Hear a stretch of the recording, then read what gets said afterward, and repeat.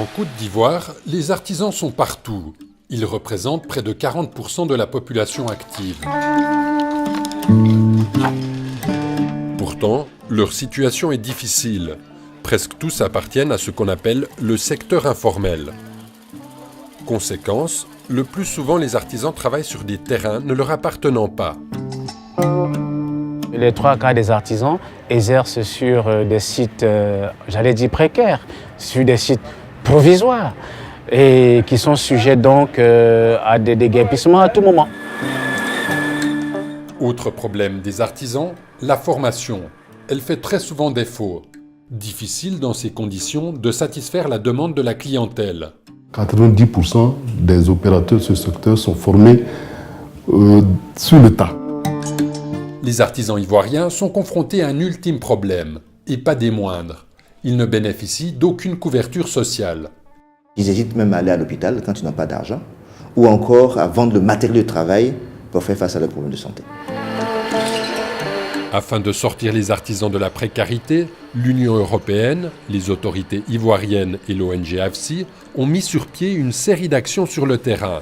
Leur but, aider les artisans à voler de leurs propres ailes.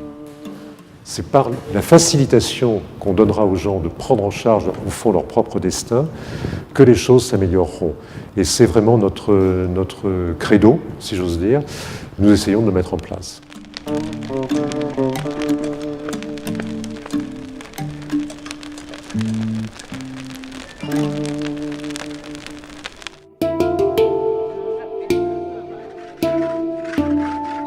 Depuis ses débuts il y a 3 ans, le projet s'est traduit par de nombreuses réalisations concrètes.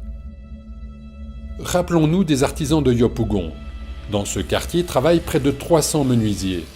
Tous vont devoir quitter leur site de manière imminente. On va aller où? Avec nos familles, nos apprentis, on va aller où?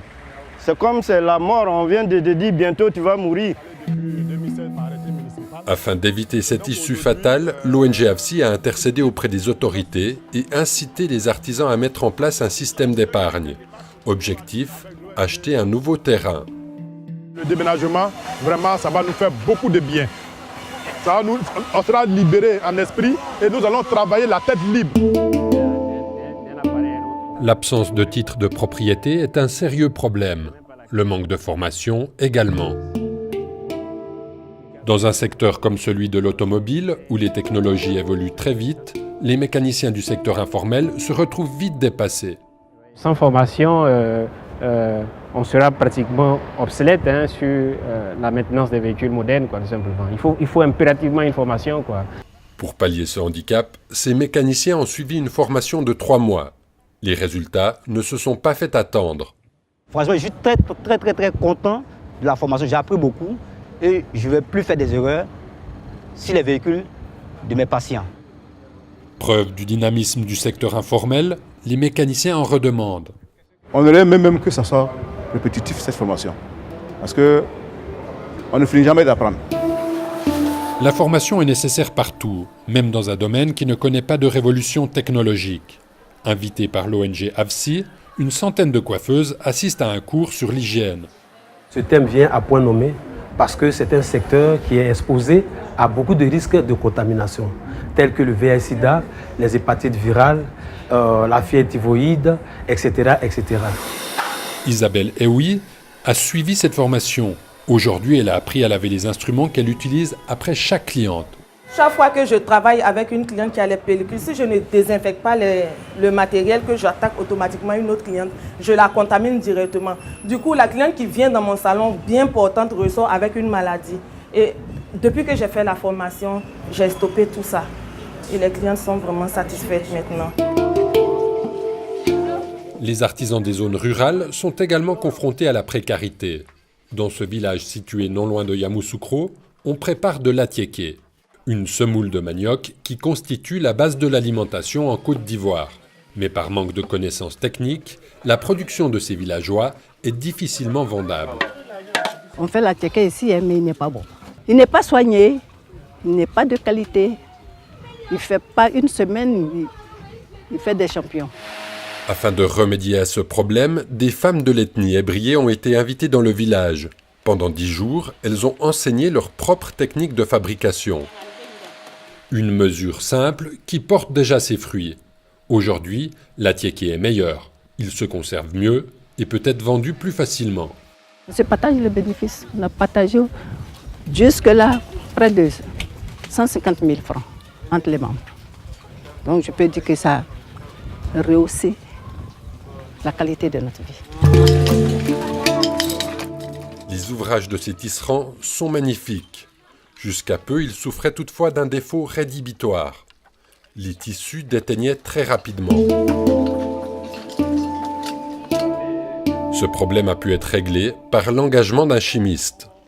Je leur apprends la nouvelle méthode, la manière de fixer l'indigo. Et maintenant, on aura les pagnes qui vont sortir de l'artisanat seront très bien. À l'instar des tisserands de Bomizambo, ces ferronniers de Yamoussoukro ont bénéficié d'un coup de pouce d'AFSI et de l'Union européenne. Ces deux partenaires ont réhabilité ce centre qui avait été laissé à l'abandon durant plus de 10 ans. Aujourd'hui, près de 150 artisans de Yamoussoukro viennent y travailler. À partir de ce centre-là, on peut réaliser tout ce qui concerne la soudure, tout ce qui concerne la fabrication de pioches de vélos ou des cabines de moto, des brouettes, beaucoup de choses peuvent se réaliser à partir de ce centre-là. La réhabilitation du centre des métiers mécaniques a fait le bonheur des artisans de Yamoussoukro. Maintenant, c'est à leur tour d'assurer la pérennité de leur nouvelle installation. Actuellement, c'est notre gros souci, ça. C'est vrai que AFSI a mis les moyens pour réhabiliter ce centre, mais il ne l'a pas fait pour que ce soit fermé. Ça ne doit pas rester fermé. Dans le village de Katiola, la spécialité, c'est la poterie.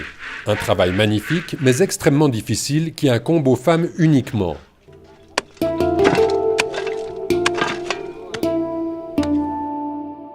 Pour se procurer l'argile, les villageoises doivent parcourir jusqu'à 10 km avec une charge d'une trentaine de kilos sur la tête. On va chercher l'argile, paille, le bois. Et quelquefois, il y a des vieilles même qui ont des difficultés.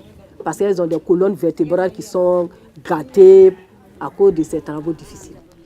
Le projet d'autonomisation a permis de soulager les potières. Elles ont reçu 3 tricycles. Un moyen simple qui évite bien des fatigues. Le gain de productivité a même permis aux villageoises d'améliorer leur situation économique. Personnellement, la situation de ma famille a amélioré. Parce que j'ai eu à faire un compte et je peux faire la scolarité de mes petits-fils et autres. Ici, dans ce marché de Boaké, des centaines de couturières travaillent dans une chaleur étouffante. Le conflit ivoirien de 2010 les a jetées dans de grandes difficultés. Quand il y a eu la guerre, tout un chacun est parti de son côté.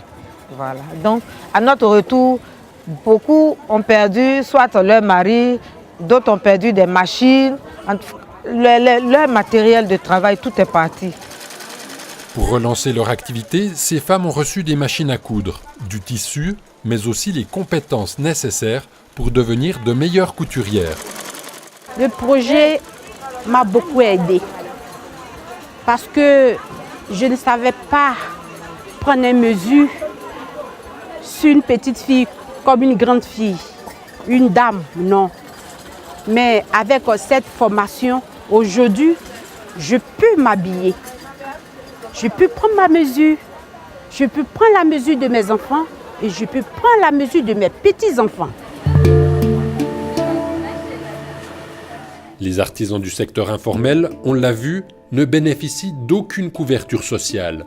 Leurs gains ne leur permettent ni de se constituer une épargne, ni de s'offrir une couverture maladie pourtant si indispensable. Les artisans travaillent jusqu'à ce que, jusqu'à ce que la mort, n'est-ce pas, les emporte. Pour éviter d'en arriver à cette extrémité, le projet a incité les artisans à former des groupements d'épargne. L'argent cotisé ainsi permet d'accéder à une couverture maladie. Vous êtes des artisans. Certes, vous êtes vulnérables. Certes, votre emploi n'est pas stable. Mais le peu que vous gagnez, vous avez la possibilité d'épargner un peu parce que demain, ça va vous permettre de subvenir à des risques, par exemple, notamment la maladie et autres. Dernier volet du projet, mieux faire connaître le code qui réglemente tous les métiers de l'artisanat. Cet immense travail d'information et de vulgarisation incombe à la Chambre nationale des métiers de Côte d'Ivoire. C'est en appliquant ce code que nous pouvons aider ce secteur-là à se formaliser. Et si ce secteur se formalise, je crois que l'économie de notre pays pourrait reposer sur ce secteur qui est extrêmement important.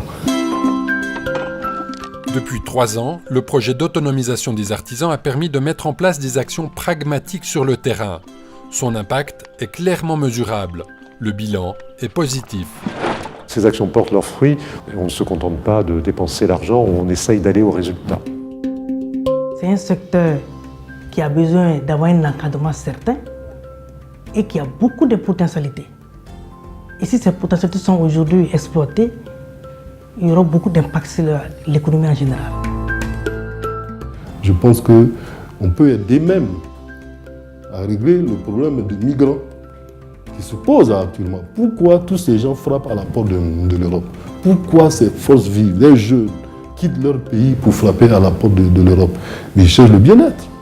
Mais si nous on crée les conditions de ce bien-être, ils ne vont plus partir. Donc on va aider aussi les Européens à stabiliser. Donc c'est pour cela que ce projet, il est central, il est vraiment important. Avec très peu d'initiatives, on arrive à redonner du sourire aux gens. On arrive, n'est-ce pas, à permettre à des pères et mères de famille d'avoir de quoi prendre en charge, n'est-ce pas, leurs enfants. C'est la plus grosse satisfaction et c'est la plus grosse motivation. Grâce à ce projet d'autonomisation, plus de 5000 artisans vulnérables ont bénéficié d'équipements, d'appui à la formation et d'accès à des systèmes d'épargne et d'assurance. Il faudra encore poursuivre dans cette voie pour offrir un quotidien meilleur aux 4 millions d'artisans que compte la Côte d'Ivoire.